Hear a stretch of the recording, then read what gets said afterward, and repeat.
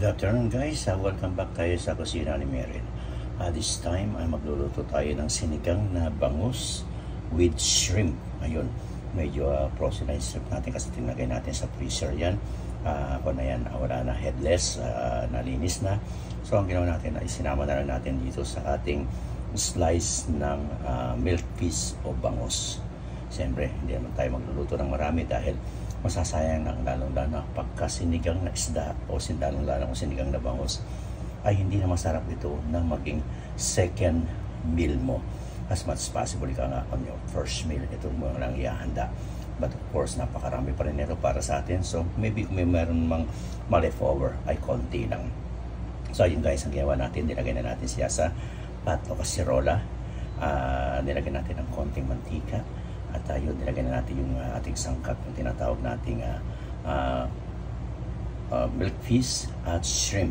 At siyempre, hinihanda na rin natin ang ating mga sangkap. Meron tayong yung ginger, pinitpit na natin yung ginger kasi dati ini-slice natin.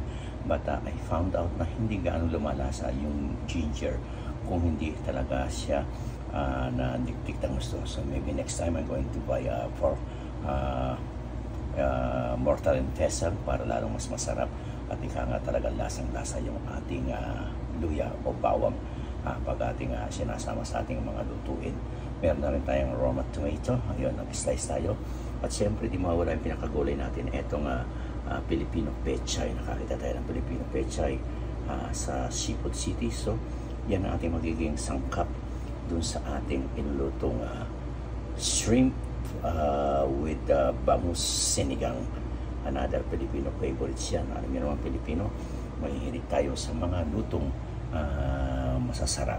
At isa na ito sa ating 50% ngayon. Napakadali lang nito guys. It will take only probably no more than 15 minutes to cook all of this. At handa na kagad upang maging pagkain natin dito sa ating hapagkainan. Ayan guys. So the first thing we're going to do is to add water dyan sa ating yan, at pakukulan natin sila at isasama na natin itong ating kamatis o tomato at itong ating ginger. Yan, gagawin natin guys. Siguro what we're going to do is just add 2.5 cup of o 2 taso at kalahati o maybe 3 na water na pinakasabaw niya dito sa ating iluluto. Guys, so don't go away, and this is very fast, napakabilis ang gagawin natin pagluluto dito sa ating instant shrimp bangus sinigang. And guys, nilagay na natin ito sa ating kalana. Inopen na natin ang ating stove, and we do it on slow cooking para hindi masyadong ma-overcook yung ating tinatawag na isda, lalo maski yung ating shrimp na nilagay. So slow cooking lang gagawin natin. Hindi naman tayo nagmamadali at sabi ko napakadali lang iluto nito. Yan, hintayin natin siguro probably pagkakulo niyan, maybe within 3 to 4 minutes kukulo na yan. Pagkakulo niyan guys, ang gagawin natin ay ilalagay lang natin yung ating tamarind soup base sabaw ng sa sinigang sa sampalok mix Norian. Yan magiging pang-asim natin. At nilagyan lang natin itong ating gulay guys, itong ating pechay. Ganun kabilis ang ating pagluluto.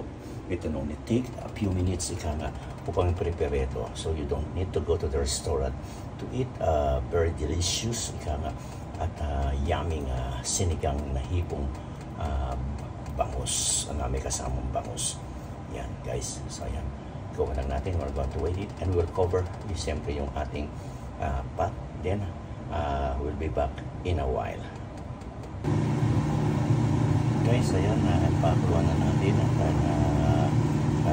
natin yung kamatis na imas na natin. So what we're going to do right now is ilalagay na natin yung ating tamarind soup base sinigang sa sampalok. Ilalagay natin guys, so sa tulig lang, don't go away. And guys, nalagay na natin yung pinapang-asin natin. So we're going to wait for a few minutes, maybe 1 or 2. Then lalagyan na natin itong ating pechay. Then pronto, yan, tapos na ating instant shrimp with bangus sinigang. kung gano'ng kabilis lang guys ang ating pagluluto. Very basic at napakadali. Subalit, I can promise you, napakasarap naman at siguradong magugustuhan natin. So guys, don't go away. Then we're going to finish or end up yung ating presentation ng pagluluto natin ng instant shrimp with milk piso bang sinigang, another Filipino favorites.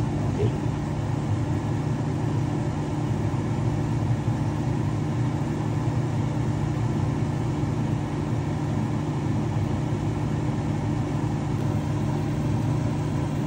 And guys, by the way, nakalimutan kong sabihin sa inyo na nakalimutan kong isama yung ating sirap sili. Ang natin makalimutan dito sa perma main kasama ng mga sinigang. So ayun guys, sinabay na natin dun sa ating paglalagay ng pechay natin. Naka-slow cooking na sa kaya natin yung dito sa pumupulo. Pero mamaya i-increase natin ng konti yung pinaka-heat niya. Makita nyo, pinakita ko lang sa inyo muna na natin yung pechay at nandiyan yung pinaka-sili niya. So what I'm going to do is just put all those sili sa ilalim para ikakapaglasa doon sa buong sabaw niya at maging masarap lalo ang ating niluto. Then tatapad na natin ang ating pot para hindi makalabas ang sarap ng siling sasabi natin at maging pinaka-sinigang mix fruit natin. Okay?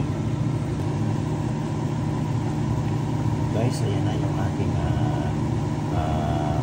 lutong sinigang na hipon na may kasamang bangus. Ayan, pinakita ko lang sa inyo, slow cooking siya. Pinalabas na natin ang konti yung mga ingredients na para makita nyo. But right now, tinikman na natin at tama-tama lang ang panlasa doon sa ating gustong palalabasan na luto ng ating sinigang na hipon na may kasamang bangus. So thank you guys, and see you again next time. Thank you for watching and thank you for supporting my cooking at maraming salamat sa ating lahat ng mag-watch nito. God bless us.